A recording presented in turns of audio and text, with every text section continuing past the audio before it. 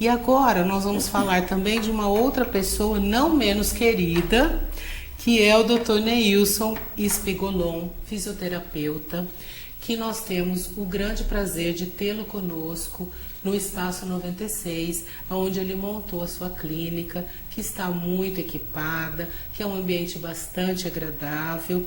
E o Dr. Neilson vai falar para a gente um pouquinho, vai começar falando da formação dele, né? Da formação, do currículo, porque o Dr. Neilson, ele tem um vasto currículo.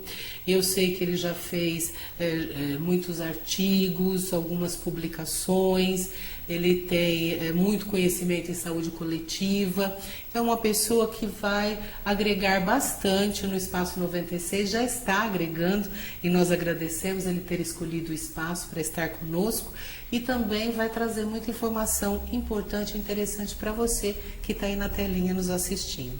Dr. Neilson Espigolon, seja bem-vindo. É um prazer que o senhor esteja aqui conosco hoje e eu gostaria então que o senhor começasse com as suas considerações, cumprimentando o nosso público e contando um pouquinho do seu currículo. Bom, boa noite a todos, boa noite, Adriana, é com muito prazer que eu estou aqui. Bom, começo dizendo que eu agradeço estar no Espaço 96. É um espaço que proporciona o ambiente necessário, o tratamento, a reabilitação, que nas entrevistas anteriores foi mencionado mente sã em corpo são, né? Então é um ambiente extremamente propenso e adequadíssimo à fisioterapia de reabilitação fisiológica e ou metabólica, que é o que eu ofereço.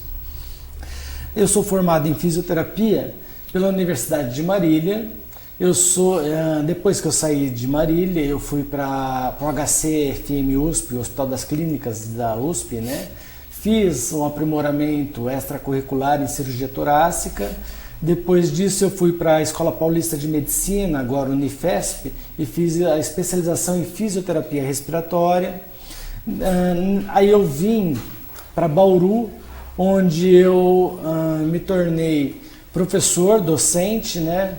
E nesse inteirinho eu acabei também exercendo atividade de conselheiro no Conselho de Fisioterapia do Estado de São Paulo de 2004 a 2012 e tive a grande oportunidade de conhecer o Espaço 96 e eu falei, é aqui que eu vou aplicar a reabilitação fisiológica ou metabólica.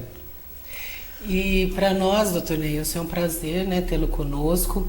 E eu gostaria que o doutor falasse um pouco para os nossos telespectadores sobre a amplitude que é a fisioterapia, porque às vezes eu mesma era bastante leiga nesse ponto, né? E até a gente vem conversando bastante, né? Nossas reuniões, nosso chazinho da tarde, e a gente vai aprendendo um pouco mais, né, doutor? A gente pensa assim, o fisioterapeuta, ele é aquele profissional, claro, é importante demais para nós todos, mas é assim, ele trata ali a dor, o músculo, o nervo, então vai ali reabilitar o movimento da mão, vai reabilitar, mas não é só isso, né? Isso já seria de grande importância, mas é muito mais do que isso a fisioterapia, né, doutor Neilson? Ela é muito mais, ela tem muitas especialidades e dentro das especialidades existem as subespecialidades que são tão importantes quanto. Então, na verdade, você vai ter a fisioterapia na área da ortopedia e traumatologia, você vai ter a fisioterapia na área da neurologia adulto, neurologia infantil, ginecologia obstetrícia, reumatologia, e aí vai uma gama de especialidades, né? O importante é entender, na verdade, que a fisioterapia, ela é o quê? Ela é o tratamento por meios físicos e naturais, né? Tendo-se como meios físicos o calor, a eletricidade, o meio hídrico, que é a água, o frio, que é a crioterapia, o movimento que é a cinesioterapia, que quando aplicada com equipamentos é a mecanoterapia. E aí entra muito a reabilitação, que é uma das especialidades, um tópico a ser tomado. E dentro da reabilitação existem o quê? A reabilitação cardiológica, vascular, endócrina, e aí vai para mais um campo. E, então, são subespecialidades, né? Dentro de uma mesma área de atuação. Sim, existe uma área grande e dentro dessa área grande, não menos valorosa, existem o quê? Subespecialidades dentro dessa grande área. Doutor Neilson, e como fica a competência legal do profissional fisioterapeuta para avaliar o paciente e para traçar o fisiodiagnóstico? Como é que funciona isso? Bom, nós temos o quê? Nós temos a fisioterapia, que é uma profissão criada em decreto-lei, que depois foi estabelecida e normatizada por uma lei federal. E aí vem as resoluções do Conselho de Fisioterapia, né? E o que acontece? Sendo o fisioterapeuta, ele é competente, habilidoso para receber diretamente o paciente e fazer a avaliação. Nesse processo avaliativo, ele vai recorrer a toda a gama de exames complementares que ele pode achar necessário, que ele julgar necessário para aperfeiçoar a sua avaliação. E nesse processo traçar o fisiodiagnóstico. Traçando o fisiodiagnóstico, ele vai estabelecer o quê? Um prognóstico juntamente com uma conduta fisioterápica. Nessa competência legal, o que acontece?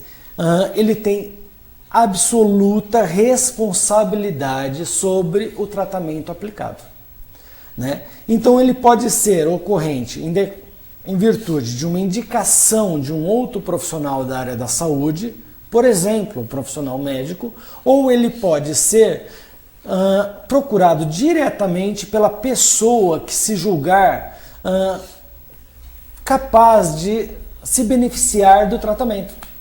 Isso é importante, doutor Neilson, porque eu mesma também, aí eu já falo que eu era muito leiga em conhecimento das atribuições do profissional de fisioterapia, e eu acho que muita gente não sabe que você, enquanto paciente, pode procurar pelo fisioterapeuta, né, independente de qualquer indicação de um médico ou de qualquer outro profissional da área da saúde. A partir do momento que você entenda que esse fisioterapeuta de alguma forma pode contribuir para melhorar a sua saúde de alguma forma, né? Sim. Então isso é importante chamar a atenção. Só que é importante também, Adriana, chamar a atenção de que assim, com isso eu não estou dizendo que o fisioterapeuta é totalmente independente, porque na verdade o bem objetivo, o que se objetiva é o bem do paciente.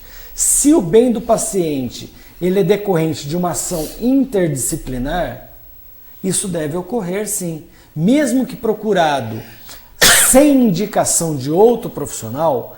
Esse fisioterapeuta deve ser autocrítico, a fim de que também procure, se necessário, um outro profissional que esse paciente já faz contato. E o fisioterapeuta, doutor Neilson, ele também pode prescrever medicação, pedir exames, solicitar exames. Como que é essa autonomia do fisioterapeuta?